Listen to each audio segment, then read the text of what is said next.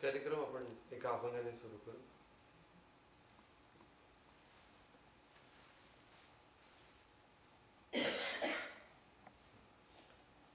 तेजश्री दीक्षित ही रत्नागिरीची basically पुण्याच्या युवा केंद्र आणि अतुलची बॅकवर.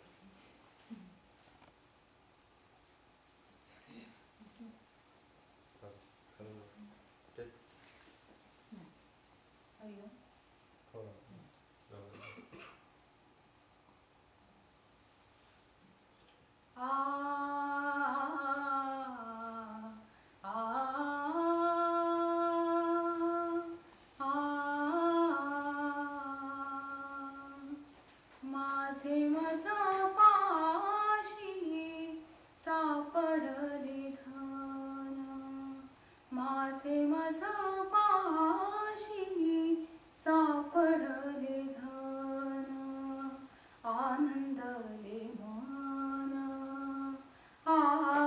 आत्मरंगी, आनंदले मन आत्मरंगी,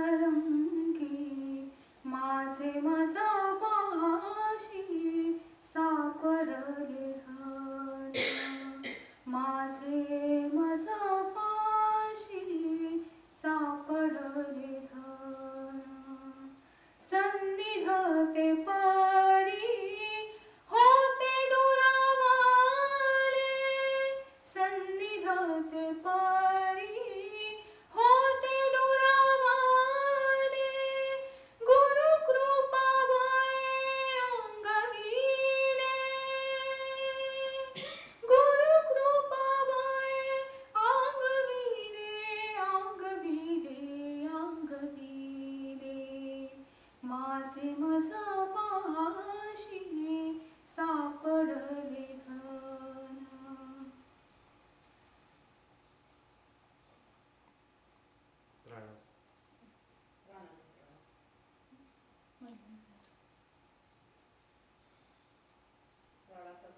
प्राणाचा प्रणव मनाचे उन्मान, प्राणाचा प्रणव मनाचे उन्मान, होत समाधान स्वामी म्हणे, होत समाधान स्वामी म्हणे, स्वामी म्हणे, स्वामी म्हणे, माझे माझा पाशी सापडले धन, माझे माझा पाशी सापडले धन.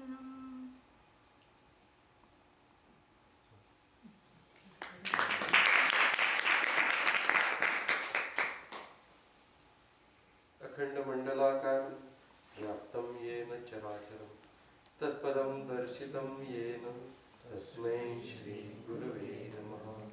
ओम तत्रैकाग्रं मनः कृत्वा यत चित्तेन्द्रिय क्रिया उपविश्यासन युञ्जात योगम आत्मविशुद्धये. भगवद्गीता 6वा अध्याय ध्यान योगाच्या संबंध. आणि त्या ध्यानयोगाच्या अध्यायामध्ये किती महत्वाचा अध्याय आहे हे सांगताना ज्ञानेश्वर महाराजांनी असं म्हटलं की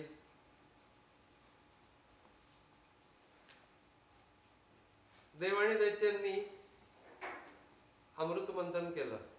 ही कथा आहे. क्षीरसागराच्या मध्ये अनेक रत्न त्याच्यातनं बाहेर पडले आणि सगळे रत्न बाहेर पडली एक एक, जसं लक्ष्मी, ऐरावत, चंद्र वगैरे असे अनेक रत्न बाहेर पडले. सगळ्या शेवटी अमृत बाहेर पडलं. मग त्यावेळेला ते मंथन थांबवलं. तर ज्ञानेश्वर महाराज म्हणतात की गीतेमाजी षष्टीचा 6व्या अध्यायाचा प्रसंग असे आयणीचा वैशिष्ट्यपूर्ण, जैसा क्षीरार्णवी अमृताचा निवाडू झाला. म्हणजे क्षीरसागराच्या मध्ये ते मंथन करून सगळी रत्न काढली, तोपर्यंत ते देखील सॅटिस्फॅक्शन नव्हतं झालं. परंतु एकदा अमृत आल्यानंतर ते एकदम थांबून गेलं, कारण की तेच तर काम होतं. तसा हा 6वा अध्याय भगवद्गीतेचा आहे, 6th चॅप्टर भगवद्गीता. कारण याच्यामध्ये इतर याच्यामध्ये ज्या निर्णय गोष्टी सांगितल्या आहेत, कर्म सांगितलेलं आहे, ज्ञान सांगितलेलं आहे, भक्ती सांगितलेली आहे, अनेक गोष्टी सांगितलेल्या आहेत. पण या अध्यायामध्ये process of realisation of self हे सांगितलं. आणि that is the most important thing. कारण की बाकीच्या सगळ्या गोष्टी ज्या आहेत त्या थेरॉटिकल आहेत. याला एक प्रॅक्टिकल ऍस्पेक्ट आहे. तू काय कर. चांगल्या ठिकाणी आपलं आसन घाल. शुचोदेश. शुचोदेश म्हणजे पवित्र ठिकाणी आपलं आसन घालून बस. शुचोदेश प्रतिष्ठाप्य स्थिरम आसनम आत्मना. स्थिर घालायचं ते. हे आसन पण स्थिर असलं पाहिजे. आपण स्थिर व्हायचंय, पण किमान आसन तरी पहिल्यांदा स्थिर असलं पाहिजे.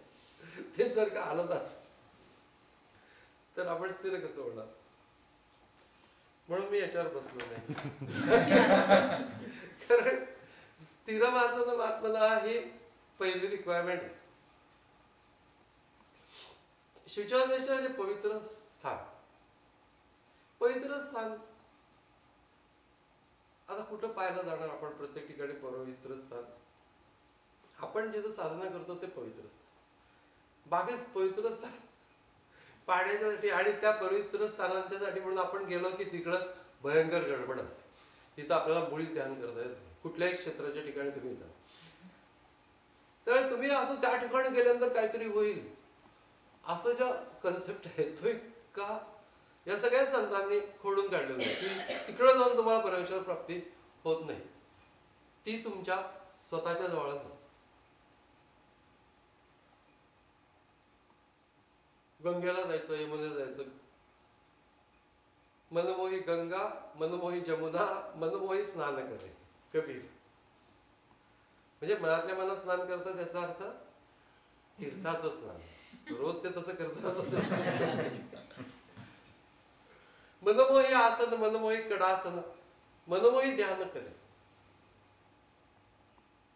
कहे कबीर सुनबाई साधू भटकत कोण फिरे.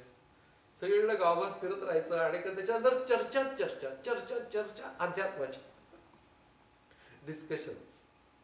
मग सगळे मजा वाटते त्याच्यामध्ये. खूप डिस्कशन्स वगैरे इंटरेस्टिंग असतं. 2 गोष्टी आहेत की ज्या गोष्टीवरती बोलायला छान वाटतं. एक म्हणजे वॉर आणि अध्यात्म. या 2 गोष्टीवरती आपलं लांबून बोलायचं. आपला काय संबंध नाही. हा 6वा अध्याय तुमचा प्रत्यक्ष संबंध कसा येईल ते सांग.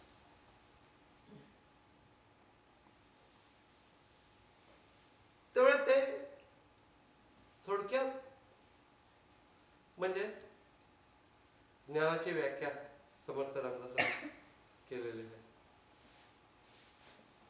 ऐक ज्ञानाचे लक्षण. ज्ञान म्हणजे आत्मज्ञान. पाहावे आपणाचे आपण याला मध्ये. Realization of self. त्यानंतर जे होतं त्याला ज्ञान असं.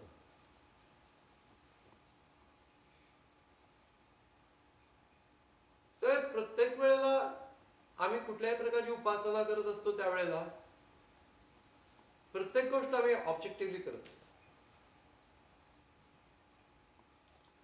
म्हणजे फुल वाहणे आहे तर समोर एक देवाची प्रतिमा आहे, मी त्याला फुल वाहतो, नमस्कार करतो. अशा सर्व उपासना ज्या आहेत कुठल्याही, त्या सर्व उपासनांच्या मध्ये एक ऑब्जेक्टिव्ह मोड असतो आणि ते मी करत असतो. And that is very easy.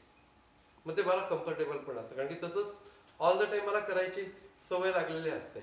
परंतु याच्यामध्ये तुम्हाला स्वशी संबंधित व्हायचं आहे. आणि मग स्वशी संबंधित व्हायचं आहे म्हटल्यानंतर ते थोडस सोपं वाटत कारण की त्याची आपल्याला सवय नसते. कुठं बरं ते ज्ञान मिळेल. ते एकाने फार छान काव्य केलंय. चित्रास वाटे माझं भिंत दावा. पूर्वी भिंतीवरती चित्र काढायचे. त्या चित्र असं म्हणतो की मला भिंत कुठे ते दाखवा. भिंतीवरच असतो. चित्र असं वाटे माझं भिंत दावा, सुगंध बोले माझं वास द्यावा. तरंग मागे तृषेशी पाणी, तैसेच ब्रह्म भुलले तर प्राणी. असं की तुझ्याजवळ आहे. It is with you. आणि व्हेरी मच आतमध्ये कुठेतरी सेपरेटली आहे असं पण नाही.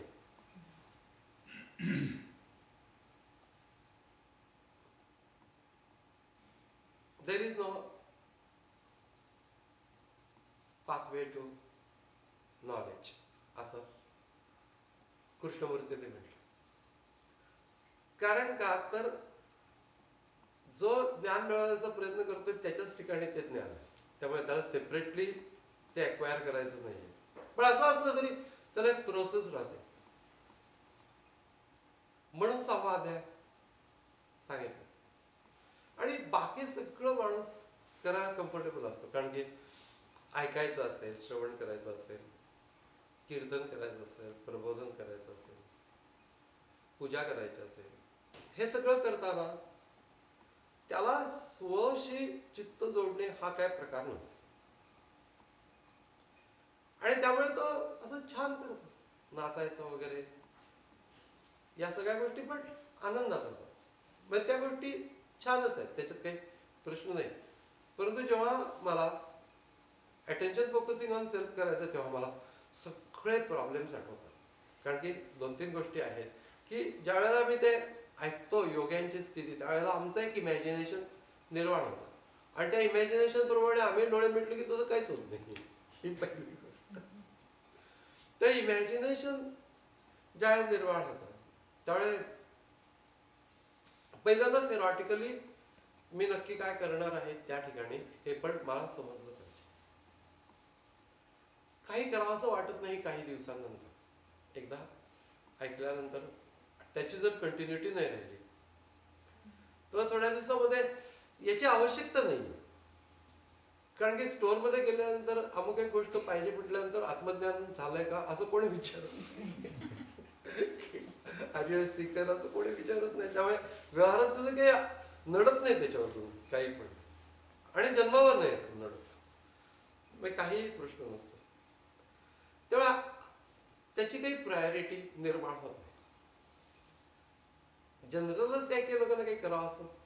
एक मुलगा डॉक्टरच्याकडे गेला आणि डॉक्टरला त्याने असं सांगितलं की मला प्रॉब्लेम काय आहे तो मला कळत नाही, पण मी तुम्हाला सगळं सांगतो की मग उठताना प्रॉब्लेम येतो, त्याच्यानंतर काही करण्याच्यासाठी जो ड्राईव्ह लागतो तो ड्राईव्ह नसतो, त्याच्यानंतर मी एखादी गोष्ट करायला गेल्यानंतर ते मध्येच स्टॉप होऊन जातं. Physically mentally I am unable to do the things. या सगळ्या गोष्टीचं मग तुम्ही थोडक्यात मला एक्झॅक्टली काय होतंय ते तुम्ही सांगा. आणि का ते तुमच्या कॉम्प्लेक्स मेडिकल टर्म्समध्ये सांगू नका, मला ते कळत नाही. ते आपल्या सिम्पल टर्ममध्ये सांगा. मग डॉक्टर त्याला बाजूला घेतो, सांगतो सिम्पल टर्ममध्ये तू आळशी आहेस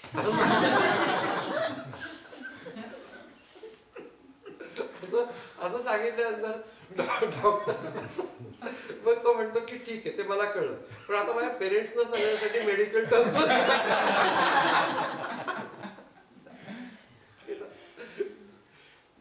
थोडक्यात म्हणजे एक इनर्शिया. आळसपेक्षा सुद्धा एक इनर्शिया असतं. Everybody tries to be in the same state of motion and resist any change of state of motion. आणि हा जो रेजिस्टन्स आहे दिस इज इनर्शिया. मग गतीत असलेली गोष्ट गतीत राहण्याचा प्रयत्न करते आणि कधी स्थितीत असलेली ती स्थितीत राहण्याचा प्रयत्न करते.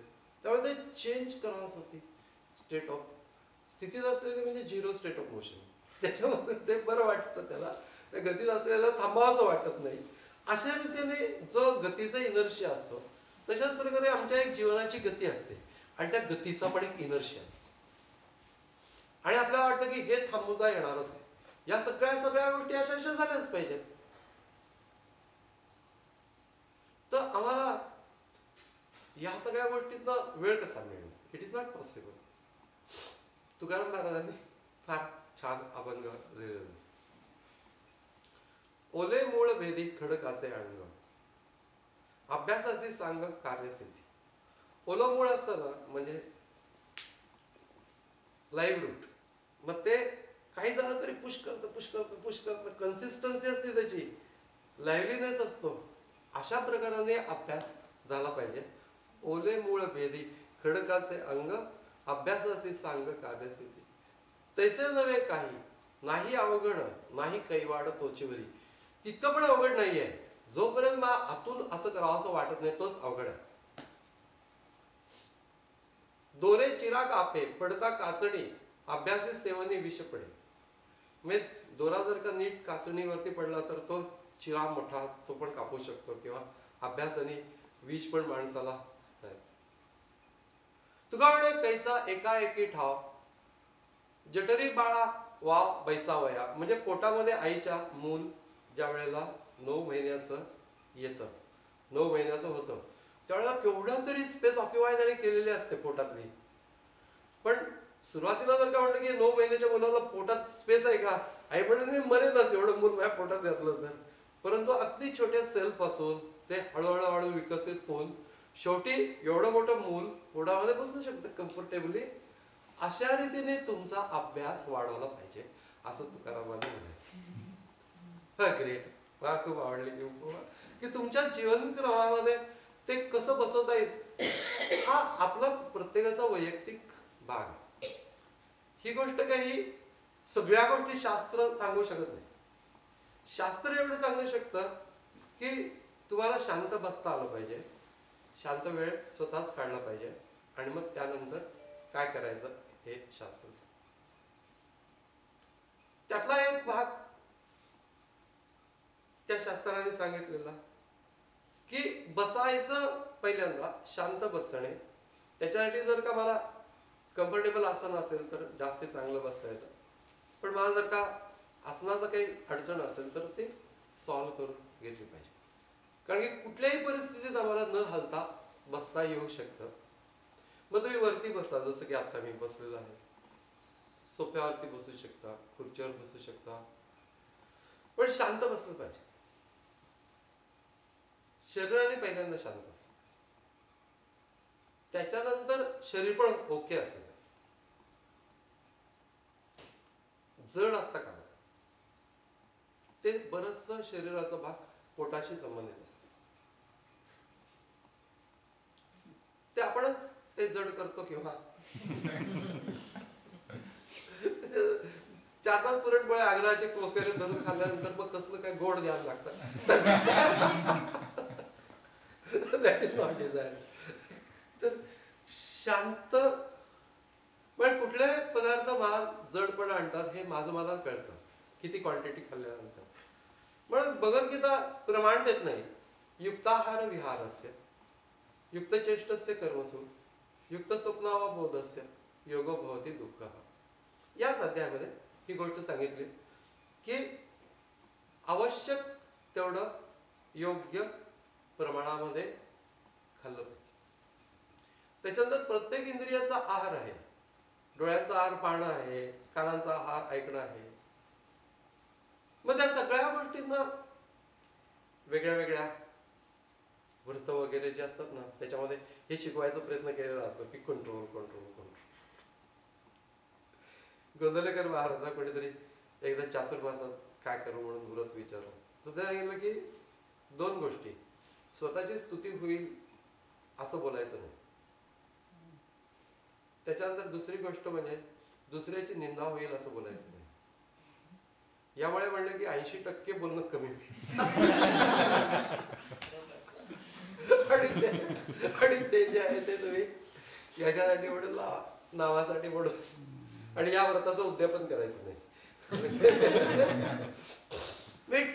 कन्सिडरिंग की सगळ्या गोष्टी तर आहेत, सगळ्या प्रकारचे आपले इंटरेस्ट आहे जीवनाच्या मध्ये, सगळं काही बंद करून आपण ध्यान करू शकत नाही. पण 2 गोष्टी आहेत. एक म्हणजे प्रमाण, आणि दुसरी गोष्ट म्हणजे पाहिजे त्यावेळेला सर्व गोष्टी बाजूला ठेवता आल्या. ही एक फार महत्वाची ॲबिलिटी. केवढा तरी माझ्यावरती जबाबदारी आहे त्याच वेळेला आठवते. डोळे मिटले की जबाबदारी सुरू. डोळे उघडल्यानंतर डोळे उघडले, जबाबदारीचे सगळे विचार आले, हे कराय ते कराय ते कराय. हा रजोगुण आहे चित्तातला बेसिकली. आणि रजोगुण हा कधी शांतपणा मिळवतो. म्हणून भगवद्गीतेने याच अध्यायामध्ये ती जी फायनल स्टेट सांगतात त्यावेळेला, प्रशांत मनसम येनम योगेनम सुखमुत्तम उपैती शांत रजसम ब्रह्मभूतम अकल्मषम. शांत होत जाणे हा त्याच्यातला अगदी महत्वाचा फॅक्टर. स्थिर आणि शांत, स्थिर आणि शांत. काय काय काय काय प्रत्येक गोष्टीचा जबाबदारीचा तर भाग असतो, त्याच्यावर तिथं काही प्रश्न नाही, पण इन्व्हॉल्वमेंट खूप असते. म्हणजे नुसती जबाबदारी असते आणि आम्ही ते करतो आहोत, याच्यापेक्षा सुद्धा माणसाची ट्रिमेंडस इन्व्हॉल्वमेंट असते. आणि ते इन्व्हॉल्वमेंट जे असते त्याच्यामध्ये एक प्रकारचं माझेपण असतं. म्हणजे मुलीचा संसार बायका करत असतात त्यांच्या घरात, मुलाच्या घरात रोज मुलीचा संसार करत असतात. आता याचं काय कारण आहे? ही इन्व्हॉल्वमेंट. तर विलक्षण इन्व्हॉल्वमेंट असते. एक तर मी किस्सा छान आहे, म्हणजे की एक बाई मरते आणि त्याच्यानंतर ते क्रियाकर्म वगैरे होत असतात. आणि ते क्रियाकर्म होत असतात त्यावेळेला ते घाटावर जातात नदीच्या तिथे वगैरे, आणि मग ते काय काय काय काय तो कावळा शिवत नसतो, हजार प्रकार. मग ती मुलगी येते धावत धावत आणि उशिराच येते नेहमीप्रमाणे, आणि काय झालं काय झालं तर भाऊ सांगतो की कावळा शिवत नाही. मग ती इकडं तिकडं बघते, पुढे जाते आणि म्हणते की गॅस दुधाकरता गॅस बंद करून आले.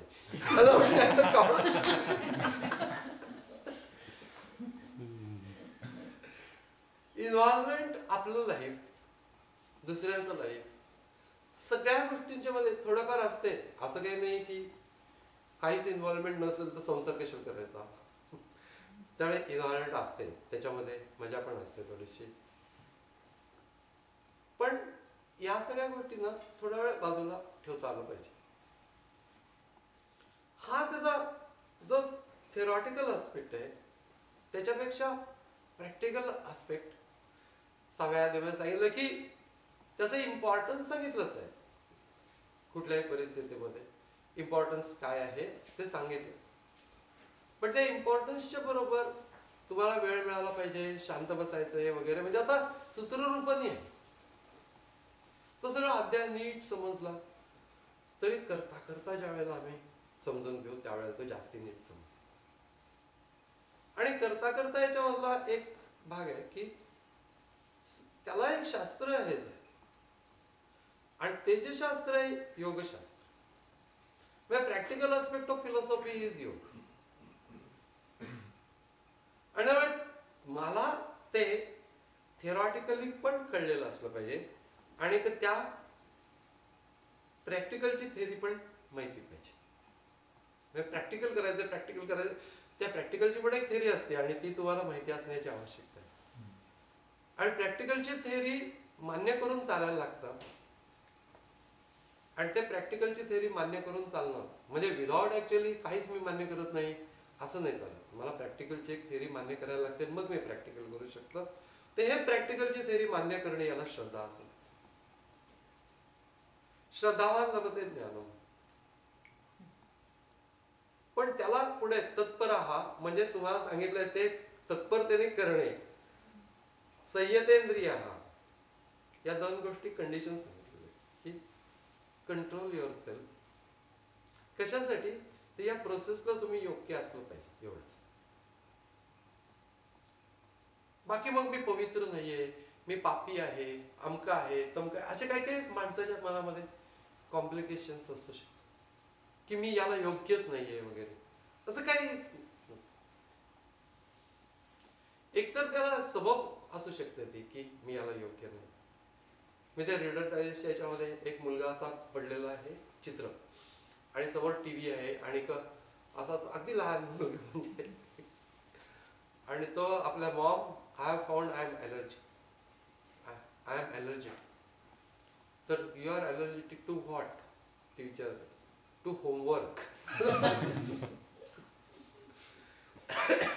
अभ्यास योग युक्तेन चेतसा नान्य गामिना परमं पुरुषम दिव्यम याती पार्थानु चिंतय.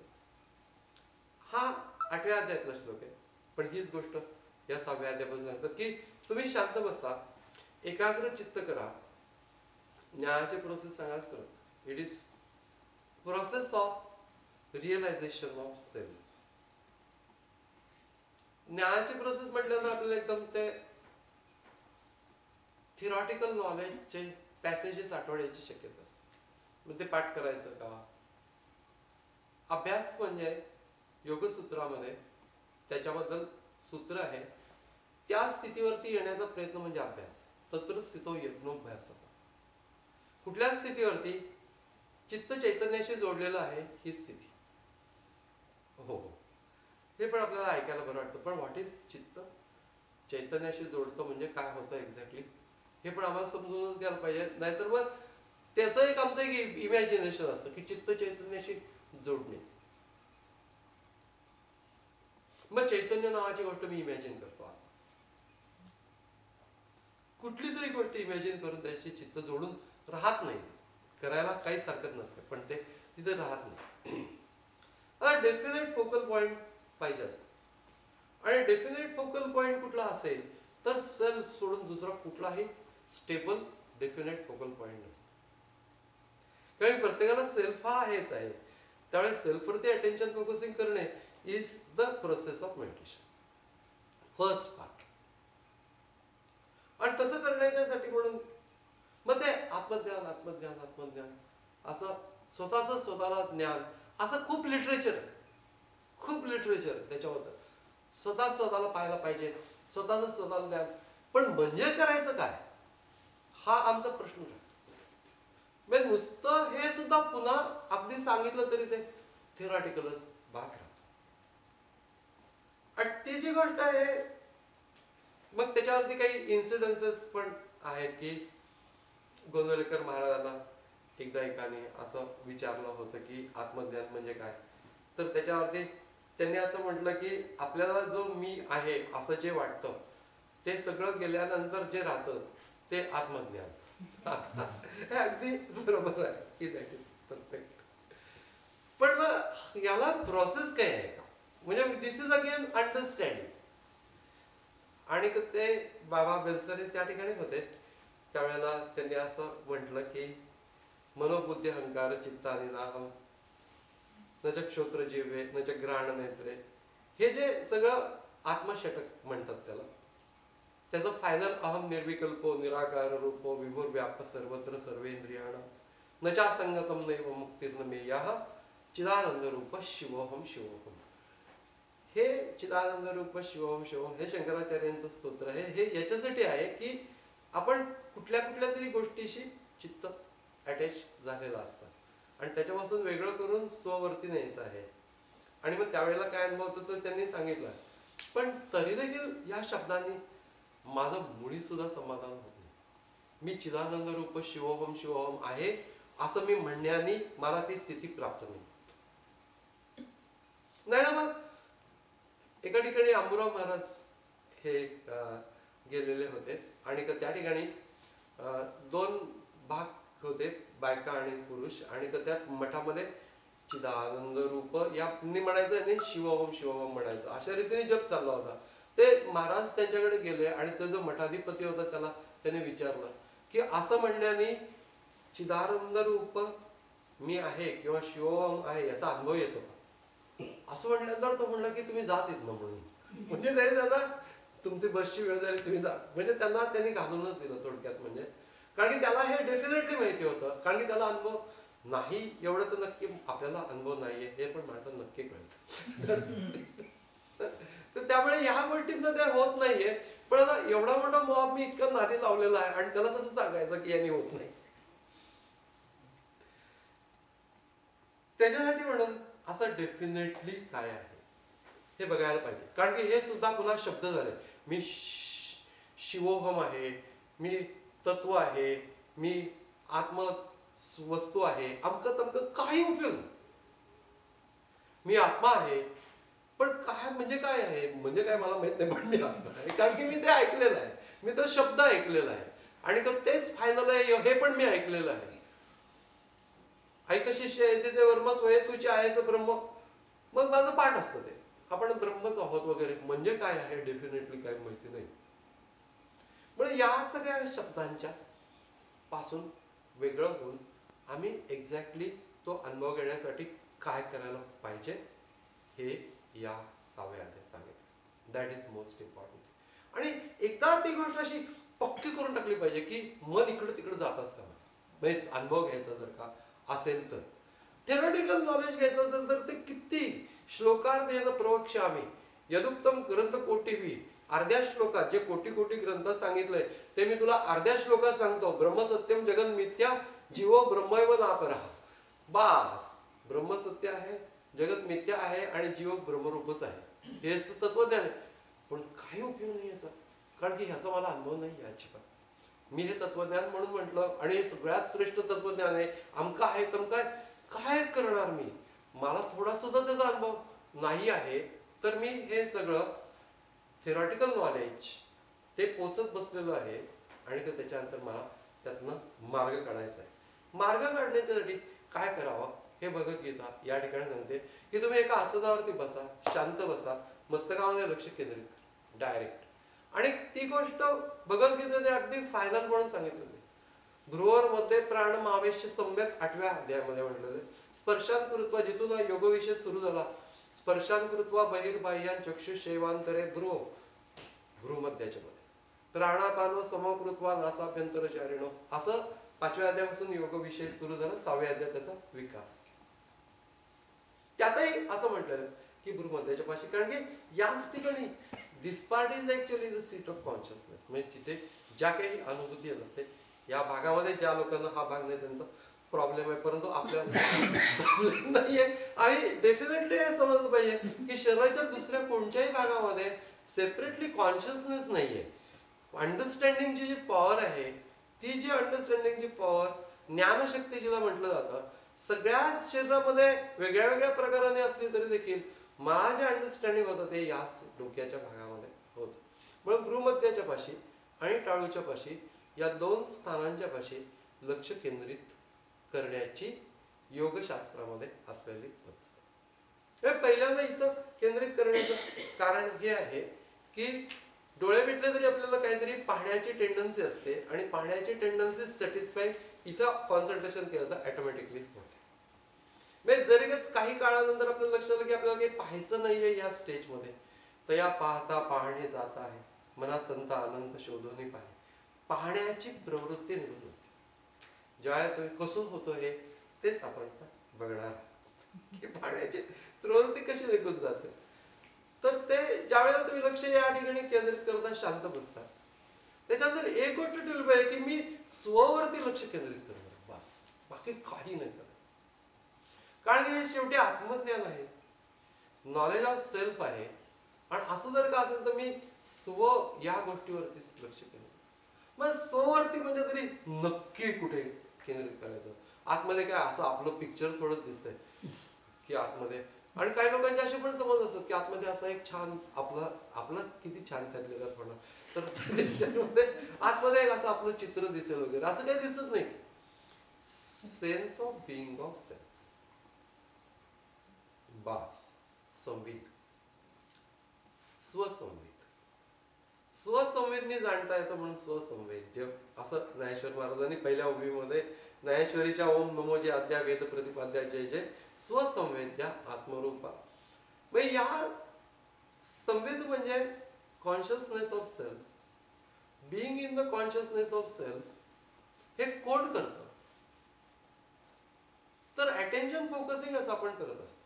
फर्स्ट जो कोणी ध्यान करतो आहे तो पहिल्यांदा attention focusing on the sense of being of self.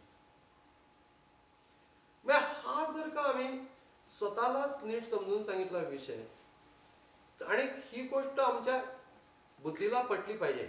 Intellectually आम्हाला त्याच्यावरती कुठलाही संदेह असता कामा नये की त्याच्यानंतर जो त्याच्यामधले बाकीच्या गोष्टी होतात कशा किंवा काय होतं या बाबतीमध्ये आपण त्यातले तज्ज्ञ नव्हे. म्हणजे मेडिकली किंवा आतमध्ये असलेल्या अॅनाटॉमी, फिजिओलॉजी या गोष्टीशी हा विषय आपण संबंधित करू शकत नाही. ते डॉक्टर देशमुख तुम्हाला सांगू शकते.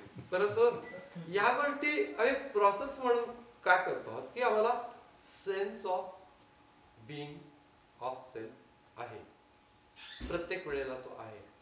आणि त्याचा प्युअरेस्ट फॉर्म म्हणजे विदाउट थॉट्स. आता ऍक्च्युअली ज्या वेळेला थॉट असतो त्यावेळेला आणि ज्या वेळेला थॉट नसतो त्यावेळेला, त्यावेळेला थॉट असतो त्यावेळेला जनरली कॉन्शियसनेस आणि थॉट या दोन गोष्टी एकमेकांशी संबंधित असतात. Thought actually leads you to the consciousness. म्हणजे ज्या वेळेला तुम्ही तो सेपरेटली आयडेंटिफाय करता, ज्या वेळेला तो होल्ड करायचा प्रयत्न करता, ज्याच्यावरती फोकस अटेन्शन फोकस करायचा प्रयत्न करता, त्यावेळेला you have to use thought. त्याच्याशिवाय तिथपर्यंत जाऊ शकणार नाही. तर लक्ष केंद्रित करणं हा सुद्धा थॉट आहे. पहिल्यांदा you have to decide. Deciding something is a thought. आणि प्रत्येक thought has got a peak. त्याच्यानंतर थोड्या वेळपर्यंत त्या पीक वरती असतो आणि त्याच्यानंतर इट डिमिनिशेस.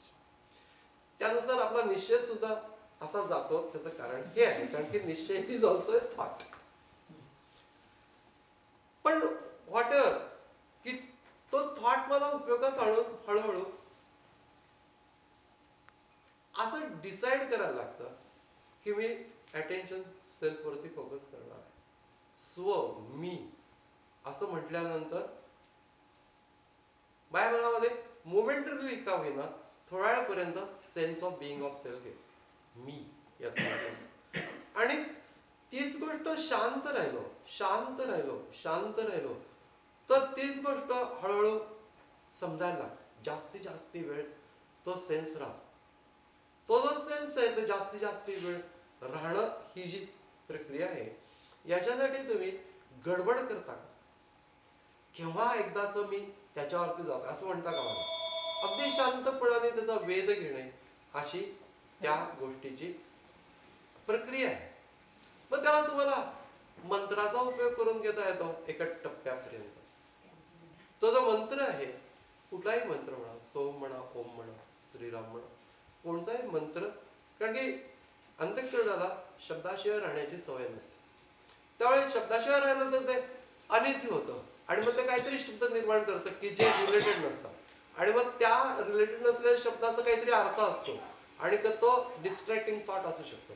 त्यामुळे it is better to have a word की जो या तत्वाशी संबंधित आपल्या चित्ताला करेल.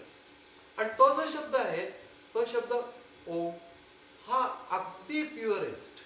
कारण की याच्यातनं कुठलंही रूप निर्माण होत नाही, काही निर्माण होत नाही. तुमचं जर का सेंट्रल थॉट असेल की attention focusing on self using this mantra Om, Om is my self असं इक्वेशन करून टाकायचं आणि का try to go to self, try to go to self असं करायचं. सोम मंत्रामध्ये हीच धारणा आहे की ते तत्व मी. परंतु याच्यापेक्षा तुम्हाला कधी कधी ओम कम्फर्टेबल वाटू शकतो. त्याच्यानंतर राम हा जर कोणी मंत्र म्हणल्यानंतर राम इज इक्वल टू आत्मा, राम आतमध्ये असलेलं चैतन्य तत्व, असं इक्वेशन पहिल्यांदा धरून टाकायचं. जे इक्वेशन आम्ही अंतःकरणामध्ये धरतो त्याला धारणा असं म्हटलं जातं. धारणा, ध्यान आणि समाधी हे त्या प्रोसेसचे अंतरंग आहे. तर एकदा का त्याच्यावरती लक्ष केंद्रित करायचं म्हटलं तरी लक्ष केंद्रित करायचं फिक्स. त्याच्यानंतर मी मंत्र स्मरण करणार आणि equating it to the self. त्याच्यानंतर काही दिवसानंतर मला मंत्राची पण आवश्यकता वाटत नाही कारण की मला डायरेक्ट स्ववरती चित्त केंद्रित करता येतं. एका प्रकाराने या भागामध्ये थोड्याशा व्हायब्रेशन्स असतात आणि त्या कधी कधी खूप प्रोफाउंड पण होऊ शकतात. आणि तसं झाल्यामुळे तुमच्या म्हणजे जे जे वेगळे वेगळे अनुभव योगाचे आहेत त्याच्यातला हा एक अनुभव आहे आणि त्याच्यामुळे तुमचं चित्त इकडं तिकडं जाऊ शकत अशी पण एक स्थिती आहे. पण वाटेवर त्या अनुभवाचा मुख्य भाग न करता आम्ही आमचा जो इंटरनल प्रयत्न जो आहे तो शांतपणाने ते करायचं. शांतपणाने चित्तावरच्या वृत्ती तुका ज्ञानेश्वर महाराजांनी एकदा उदाहरण दिलं की पिकलेल्या शेतावरती पाखरं येऊन बसतात, तसे मनावरती अनेक असे विचार येऊन बसतात. तर ते म्हणे की ही पाखरं तर उडवायला पाहिजे, त्यामुळे गोफण वापरायची. तर त्याच्यावर त्याने म्हटलं शांतीची गोफण उडविला संसार. म्हणजे ते पण शांतपणाने करायला पाहिजे. काही गडबडीने करून ते चालत नाही, निवांतपणाने. म्हणजे सगळ्या गोष्टीच्या मध्ये मंत्र ही गोष्ट सगळ्यात महत्वाची नाही. ब्रीदिंग सर्वात महत्वाची गोष्ट नाही, जिवंतपणासाठी आहे, परंतु या प्रोसेससाठी सगळ्यात महत्वाची गोष्ट बसणं ही नाही. की बसलो, आम्हाला वेळ मिळाला, आम्ही बसलो, आम्ही अर्धा तास ध्यान केलं, छान वाटलं. या सगळ्या गोष्टी सोडून देऊ. रिझल्ट ओरिएंटेड असलं पाहिजे. अटेन्शन सेल्फ वरती किती वेळ फोकस राहिलेलं आहे, तोच त्याचा पॅरामीटर आहे. आणि ते करता करता हळूहळू ते इझी राहिलं, इझिली राहिलं. ते कळायलाच लागतं. मग एकदा का त्याची सवय झाली की दुसऱ्या कोणत्याही पद्धतीने तुम्ही दुसरं काही करू शकत नाही, कारण की तुम्हाला अगदी शुअर शॉट माहिती असतं की दिस इज सेल्फ. आणि त्याच्यात तुम्ही 5-7 मिनिटं जरी का तुमचं अटेन्शन सोवरती फोकस झालं, म्हणजे तुम्ही कदाचित अर्धा तास ध्यान कराल, त्याच्यामध्ये 5-1 मिनिटं त्याच्यामध्ये झालं तर तुम्हाला सॅटिस्फाईड वाटेल. येस, कारण की you are on the track proper. मग ती गोष्ट करायला पाहिजे. मग त्याच्यानंतर जीवनामध्ये चांगलं वागलं पाहिजे, अमकं तमकं वगैरे ह्या सगळ्या बाह्य जीवनामध्ये वागण्याच्या गोष्टी वगैरे आहेत, त्याचा परिणाम डेफिनेटली असतो. म्हणून यम नियम, आसन, प्राणायाम हे सर्व बाह्य भाग आहेत. प्रत्याहार हा उंबरठा आहे, धारणा, ध्यान, समाधी. तर धारणा इज ही जी प्रोसेसचा जो थॉट आहे इज धारणा. तो थॉट आपण परफेक्ट करणं अकॉर्डिंग टू भगवद्गीता, आत्मसंस्थम मन कृत्वा न किंचित अपि चिंतयेत. स्ववरती अटेन्शन फोकस करून don't think anything else. Finish. That is the final. आणि त्याच्यासाठी म्हणून मस्तकात लक्ष केंद्रित यासाठी करायचं की सगळी प्रोसेस या भागामध्ये चालू, तिथं लक्ष केंद्रित करून स्ववरती अटेन्शन फोकस करायचं. नाही जमलं मंत्रावरती, मग तिथं तो मंत्र महत्वाचाच आहे 100% मंत्रावरती. पण मंत्र is not my destination, self is my destination. त्यामुळे फायनली स्ववरती लक्ष केंद्रित करून स्थिर राहणं. मग काही काळानंतर अजून याच्या पुढची एक स्टेज येते, ती फक्त मी मेन्शन करतो, ती मी आता जास्ती डिस्कस करत नाही. पण द डुअर इटसेल्फ हाच तो ऑब्जेक्ट आहे. म्हणजे मेडिटेशनचा म्हणजे ऑब्जेक्ट नाही सुद्धा सब्जेक्टिव्हच आहे. ते स्ववरतीच स्वतःवरती लक्ष केंद्रित करतो आहे. त्यामुळे सेल्फ अशा प्रकारची जाणीव एस्टॅब्लिश झाली की प्रोसेसच राहत नाही. त्यामुळे there is no meditation later on. आपोआपच प्रोसेस ही सगळी नाहीच आहे ना, कारण की दुसरी कुठल्यावरती लक्ष केंद्रित करायचं नाही आहे हे करता करता करणाऱ्याला कळून जातं. पण सुरुवातीची ती स्टेज नसते. सुरुवातीला आम्ही आमच्या personality self to essential self असं जात असतो.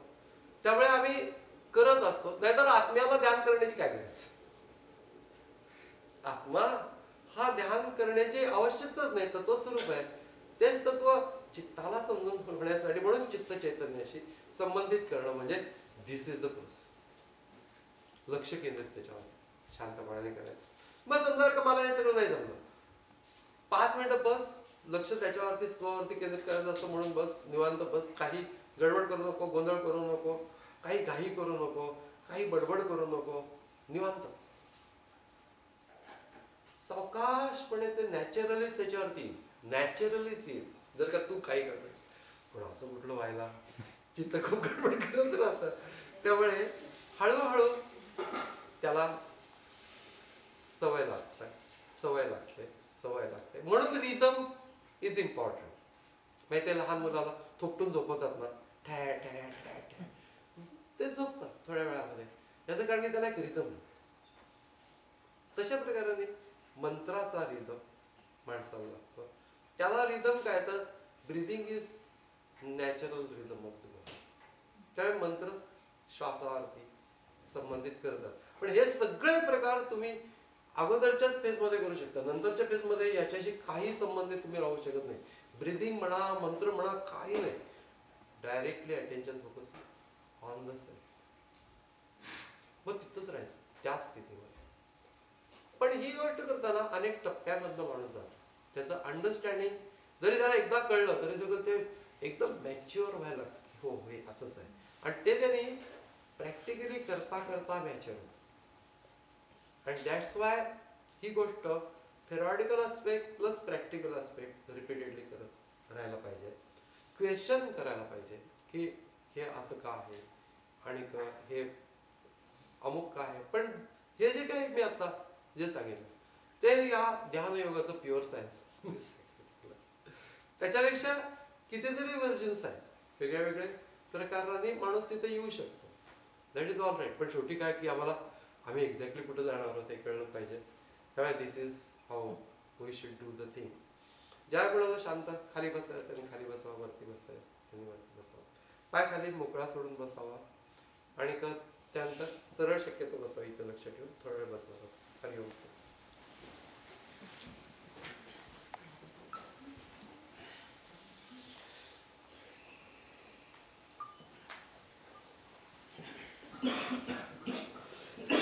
तयारी अशी करा की आपण 20 मिनिटं बसणार. ती गोष्ट काही फार अवघड नाही.